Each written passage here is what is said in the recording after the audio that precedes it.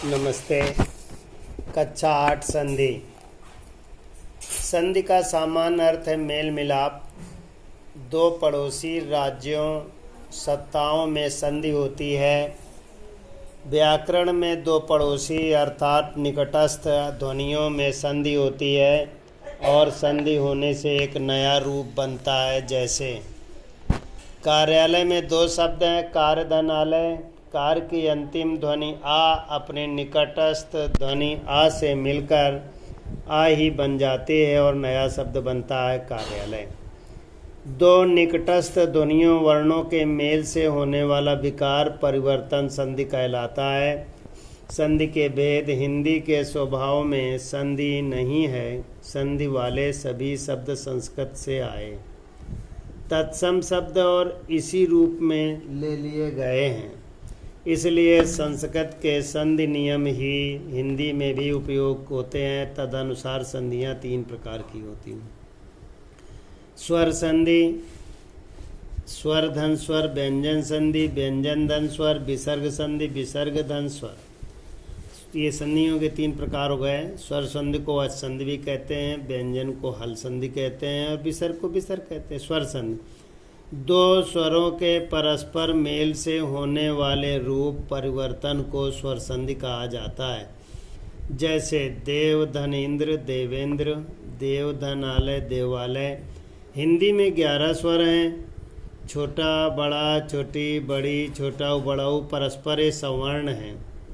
सजाती स्वर कहलाते हैं। जो परस्पर सवर्ण नहीं है उन्हें असवर्ण शब्द कहते हैं।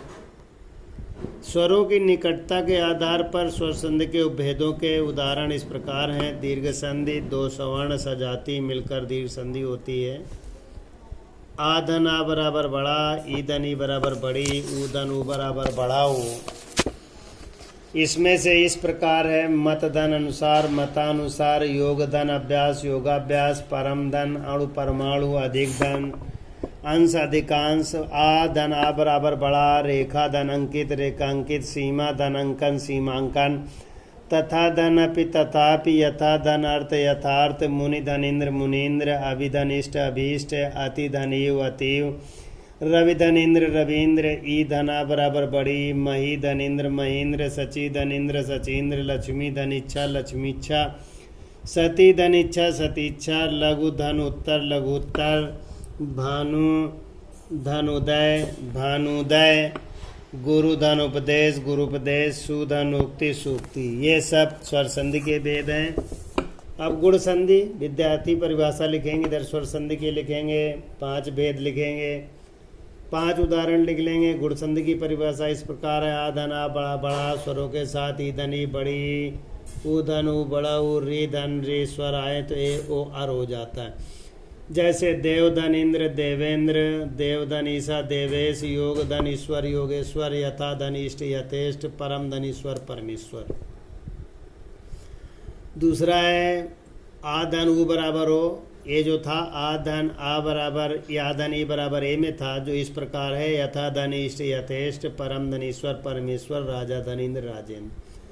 अब जो है छोटा बड़ा के बाद छोटा वो बड़ा हुआ है, वो हो जाता है जल धन उर्मी जलोर्मी, महाधन उत्सव महोत्सव, वार्षिक धन उत्सव वार्षिकोत्सव, लोक धन उक्ति लोकोक्ति, सर्वधन उत्तम सर्वोत्तम, आत्मा धन उत्सर्ग आत्मोत्सर्ग। अब आ धन री बराबर अर है। राजा धन ऋषि राजर्ष, देव धन ऋषि देवर्ष, महाधन ऋषि महर्ष, सप्त धन ऋषि सप्तर्ष। अगला है वृद्धि स्वर संधि। वृद्धि स्वर संधि में ये भी विद्यार्थी परिभाषा लिखेंगे। दीर्घ गुण और वृद्धि की परिभाषा लिखेंगे और 3 उदाहरण लिख लेंगे। वृद्धि संधि इस प्रकार है। वृद्धि संधि का अर्थ है उन्नति करना। छोटा बड़ा के बाद ए आए तो आए हो जाता है। छोटा बड़ा के बाद ओ आए तो हो जाता है। जैसे सदा धन एव सदैव, मत धन एक मतैक, महाधन ऐश्वर महेश्वर, तथा धन एव तथैव। इसी तरीके से महाधन ओजस्वी महोजस्वी, परम धन औदार्य परमौदार्य, महाधन औदार्य महोदार्य, वन धन औषध वन औषध। अगली है यड़ संधि। यड़ संधि की परिभाषा विद्यार्थी इस प्रकार लिखेंगे। छोटी बड़ी छोटाऊ बड़ाऊ या री के बाद कोई असवर्ण वर आए तो या वर आला हो जाता है। जैसे इति धन आदि इत्यादि। ई धनी में या निकलता है, ऊ धनु में वा निकलता है। सुधन आगत स्वागत। री पितृधन आगमन पित्रागमन। ये सब विद्यार्थी लिखेंगे।